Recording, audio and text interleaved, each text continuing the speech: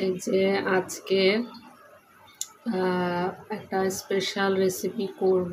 Burger, sandwich, pizza, pasta, noodles এগুলোতে দেওয়ার জন্য যেই চিকেনটা আমরা ব্যবহার করি সেটার একটা রেসিপি আজকে একবারে বানিয়ে রাখবো, যেন যখনই লাগে তখন ব্যবহার করতে পারি এই চিকেনটা। তো এই যে দেখছেন ছোট ছোট করে কিউব কিউব করে চিকেন কেটে নিয়েছি। এখন এর মধ্যে সব রকম মশলা দিয়ে এটা মাখিয়ে আমি বক্সে প্রিজার্ভ করব। তো প্রথমেই দিয়ে দিব লবণ,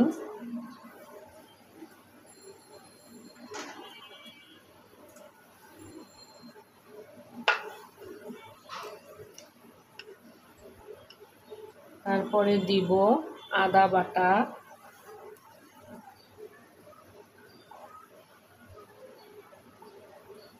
তারপরে দিব রসুন বাটা,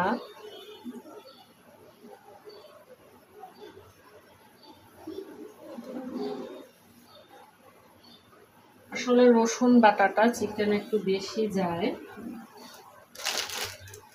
তারপরে আমি এখানে একটু বেশি লাগবে এটা গোলমরিচের গুঁড়া।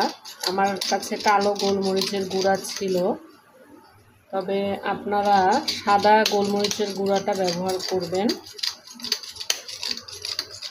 আসলে সব কিছু গুছিয়ে হয় না করা, একজনের যখন সব কাজ করতে হয়।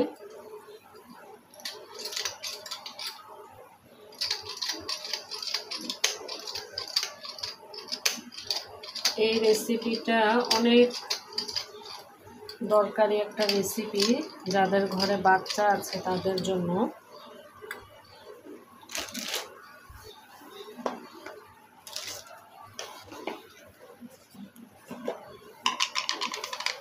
এখন দিব মরিচের গুঁড়া,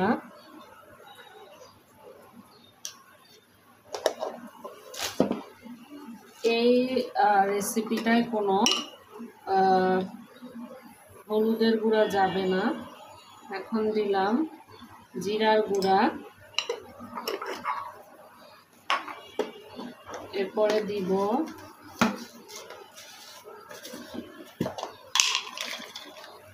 গরম মশলা গুঁড়া,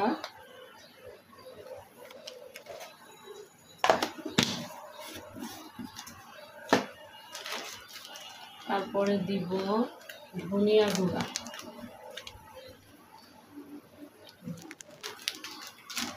এখন সসগুলো দিয়ে দিব। এখানে দুইটা জিনিস আমার কাছে নেই। একটা হচ্ছে এখানে একটু সিরকা দিব, সেটা হচ্ছে ইয়েলো মাস্টার্ড পেস্ট, আর একটা হচ্ছে ওয়েস্টার সস। ঠিক আছে, আপনারা যদি এটা কারো কাছে থাকে দিয়ে নেবেন। ইয়েলো মাস্টার্ড পেস্ট আর ওয়েস্টার সস। আমি সয়া সস দিলাম,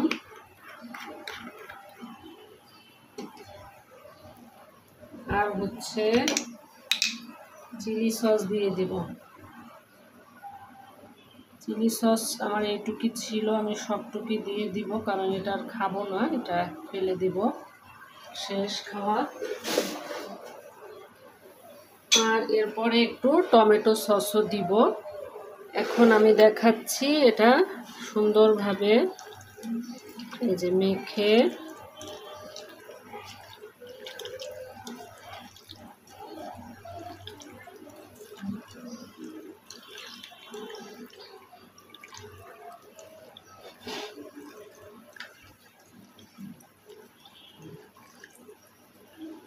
দেখেছ, এই চিকেনটা কাটে না। এই যে সুন্দরভাবে মেখে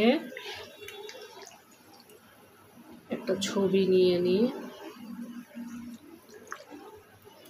এখন আমি এই যে এরকম একটা বক্সে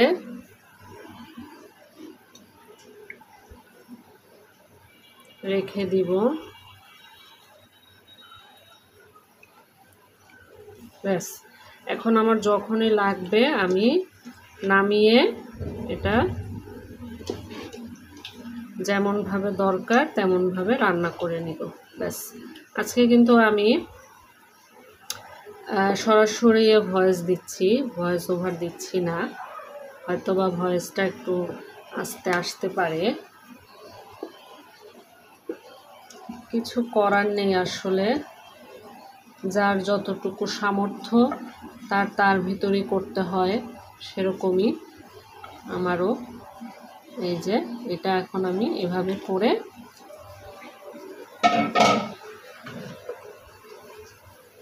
ফ্রিজ আপ করে রেখে দিই। ধন্যবাদ সবাইকে ভিডিওটি দেখার জন্য। আসসালামু আলাইকুম।